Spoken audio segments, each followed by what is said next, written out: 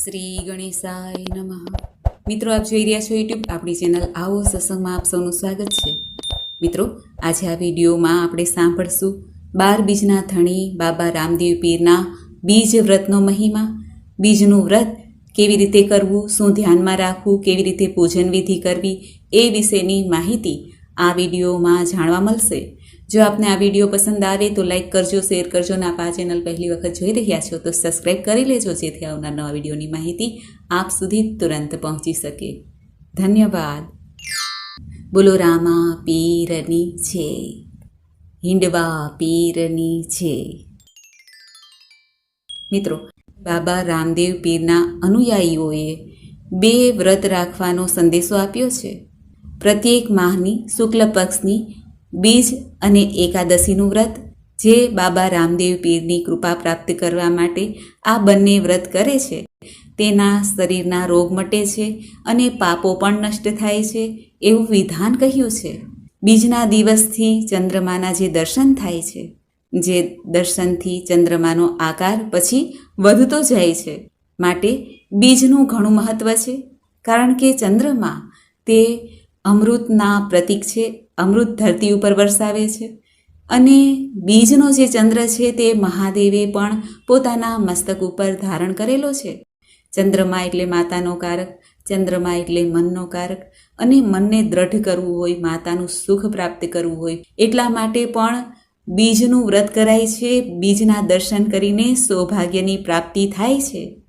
અને ચંદ્રમાની જે બીજ છે તેનું એક ઉદાહરણ એ પણ છે કે જેમ વટવૃક્ષમાં બીજ રોપણ થાય છે અને એ નાનકડું બીજ જે હોય છે, જેને આપણે ટેટું કહીએ છીએ, તેમાંથી જ મોટું વૃક્ષ, જટા અને પત્ર, ફળ સહિત વૃક્ષ ઉગે છે.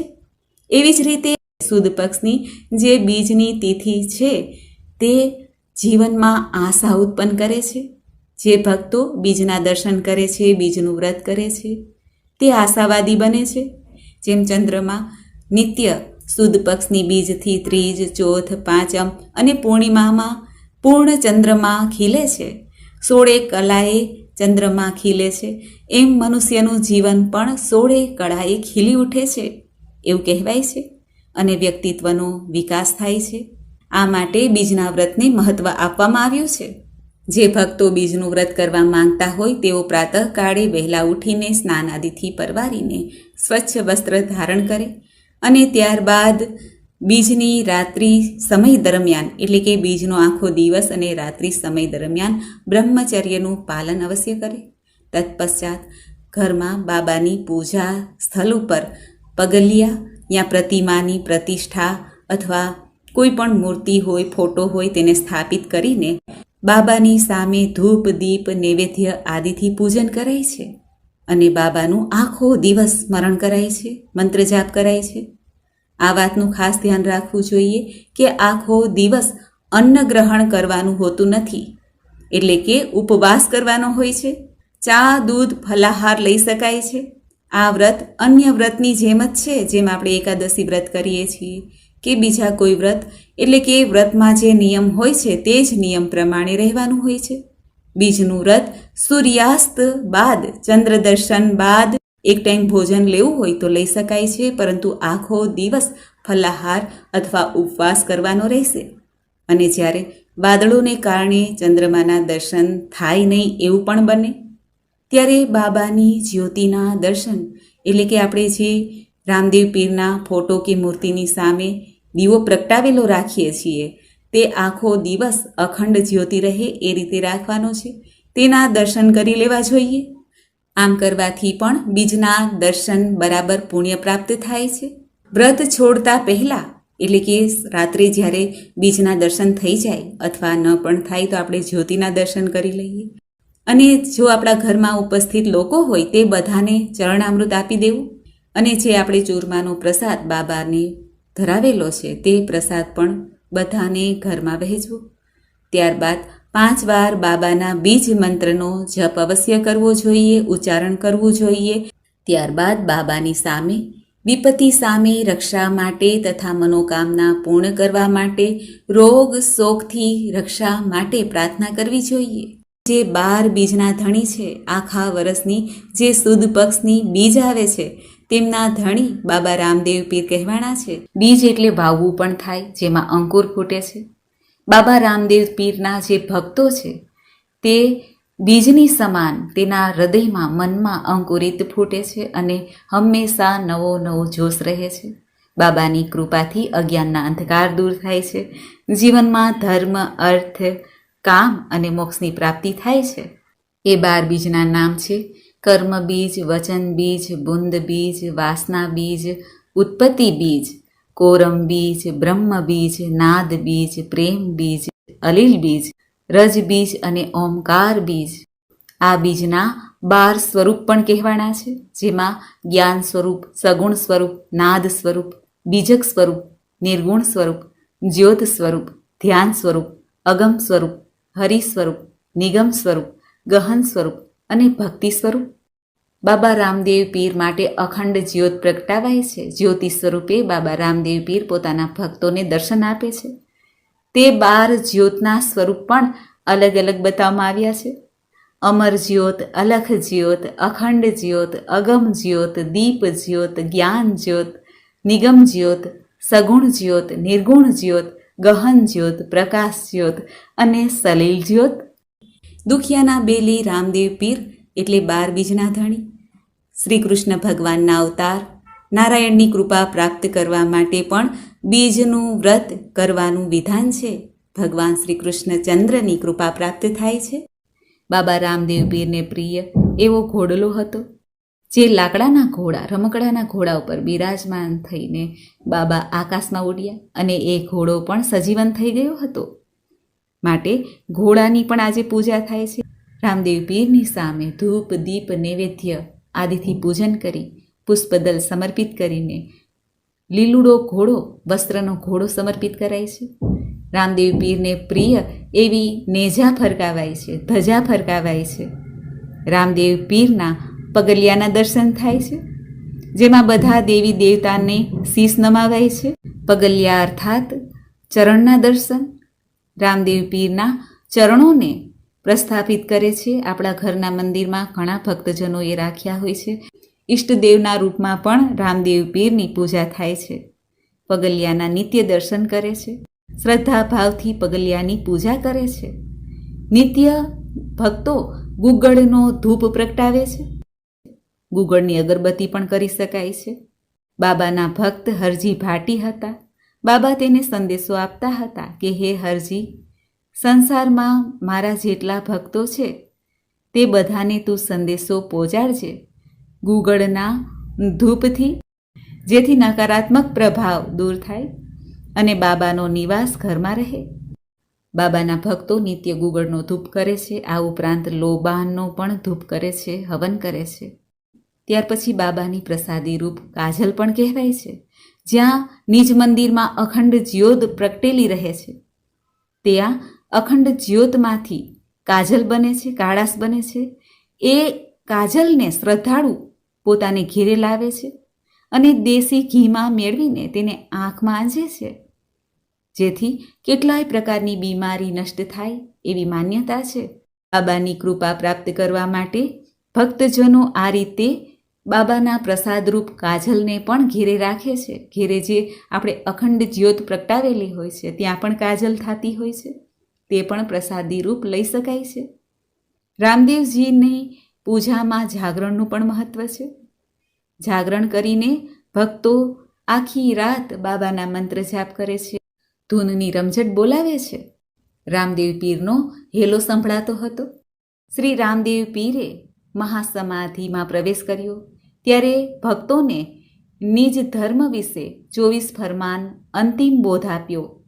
જે 24 ફરમાન એટલે બાબા રામદેવ પીરના સ્વયંના વચન, સિદ્ધ વચન. ફરમાન પહેલું, પાપથી કાયમ દૂર રહેવું, ધર્મમાં આપવું નિજ ધ્યાન, જીવ માત્ર પર દયા રાખવી, ભૂખ્યાને દેવું અન્નદાન. ફરમાન બીજું, ગુરુચરણમાં પાપ પ્રકાશો, પરમાર્થ કાજે રહેવું તૈયાર, જૂજ જીવવું જાણી લેજો, કરવો સાર અસારનો વિચાર. ફરમાન ત્રીજું, વાદ વિવાદ કે નિંદા ચેષ્ટા કરવી શોભે નહીં, ગતના ગોઠીને આવતા વાયકને હેતે વધાવવું નિજ અંતર ઢંઢોળીને. ફરમાન ચોથું, ગુરુપદ સેવા પ્રથમ પદ જાણો, મળે જ્ઞાન સારને ધાર. ધણી ઉપર ધારણા રાખો તો ઉપજે ભક્તિ તણી લાર. ફરમાન પાંચમું, તનથી ઉજળા મનથી મેલા, ધરે ભગવો વેશ, તે જન તમે જાણો, નુગરાજે ને મુખડે નૂર નહીં લવલેશ. ફરમાન છઠ્ઠું, સેવા મહાત્મય છે મોટું જેમાં, તે છે સનાતન ધર્મની જાર. જતી સતીનો ધર્મ જાણો, ત્યજી મોહ માયાની જંજાળ. ફરમાન સાતમું, વચન વિવેકી જે હોય નર નારી, નેકી ટેકીને વળી વ્રતધારી, તે સૌ છે સેવક અમારા, જે હોય સાચા ને સદાચારી. ફરમાન આઠમું, માત પિતા ગુરુ સેવા કરવી, કરવો અતિથિ સત્કાર. સ્વધર્મનો પહેલા વિચાર કરવો, પછી આદરવો આચાર. ફરમાન નવમું, પ્રથમ પરોઢિયે વહેલા ઉઠવું, પવિત્ર થઈ લેવું ધણીનું નામ. એકમ ના થઈ અલેખને આરાધવા, પછી કરવા કામ તમામ. ફરમાન દસમું, એક આસને અજપા જાપ, જપવા અંતઃકરણ રાખવું નિષ્કામ. દસે ઇન્દ્રિયોનું જ્યારે દમન કરશો, ત્યારે ઓળખાશે આત્મરામ. ફરમાન અગિયારમું, દિલની ભ્રાંતિ દૂર કરવી, ત્યજવા મોહમાન અભિમાન. મૃત્યુ સિવાય સર્વે મિથ્યા માનવું, સમજવું સાચું જ્ઞાન. ફરમાન બારમું, સંપત્તિ પ્રમાણે સોડ તાણવી, કીર્તિની રાખવી નહીં ભૂખ. મોટપનો જો અહમ ત્યજશો, તો મટી જાશે ભવ દુઃખ. ફરમાન તેરમું, સદ્વર્તને શુભાચાર કેળવવા, વાણી વધતા કરવો શુદ્ધ વિચાર. સ્વ આશ્રયે જીવન વિતાવવું, અલખ ધણીનો લઈ આધાર. ફરમાન ચૌદમું, દીનજનોના સદા હિતકારી, પર દુખે અંતર જેનું દુખાય. નિશ્ચય જાણવા તે સેવક, અમારા કદીએ નવ વિસરાય. ફરમાન પંદરમું, નિસ્વાર્થને વળી સંભાવી, જેને વચનમાં પૂર્ણ વિશ્વાસ. એક ચિતે ભક્તિ કરે, તેને જાણવા હરિના દાસ. ફરમાન સોળમું, જનસેવામાં જીવન ગાળે, તે નર સેવા ધર્મી કહેવાય. ઉચ્ચ નીચનો ભેદ ન રાખે, તેવા સમદર્શી નર પૂજાય. ફરમાન સત્તરમું, ભક્તજન અમારા જાણવા, સર્વે જેને છે મુજ ભક્તિમાં વિશ્વાસ. અંતરિક્ષ અને પ્રગટ પરચો પામે, પામે પૂર્ણ વિશ્વાસ. ફરમાન અઢારમું, કોઈ જન સાચા ને કોઈ જન ખોટા, આપ મતે ચાલે સંસાર.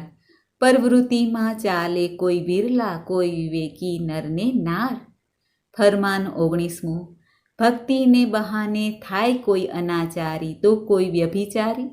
તે જન નહીં સેવક અમારા, નહીં પાઠ પૂજાના તે અધિકારી. ફરમાન વીસમું, ભક્તિભાવ નિષ્કામ કર્મમાં, જે તે ભક્ત અમારા સત્ય સુજાણ. નર નારી તે પ્રેમે પામે, 24 અવતારની આજ્ઞા પ્રમાણ. ફરમાન 21મું, સભામહી સાંભળવું સૌનું, રહેવું મુજ આજ્ઞા પ્રમાણ. મુજ પદનો તો છે જીવ અધિકારી, પામી પદ નિર્વાણ. ફરમાન 22મું, નવને વંદન નવને બંધન, વળી જે હોય નવ અંકા. નવધા ભક્તિ તે નરને વરે, વરે મુક્તિને કોઈ નર બંકા. ફરમાન 23મું, દાન દિયે છતાં રહે અજાની, વળી પારકી કરે નહીં આસ. આઠે પહોર આનંદમાં રહે, તેને જાણવો મુજ અંતર પાસ.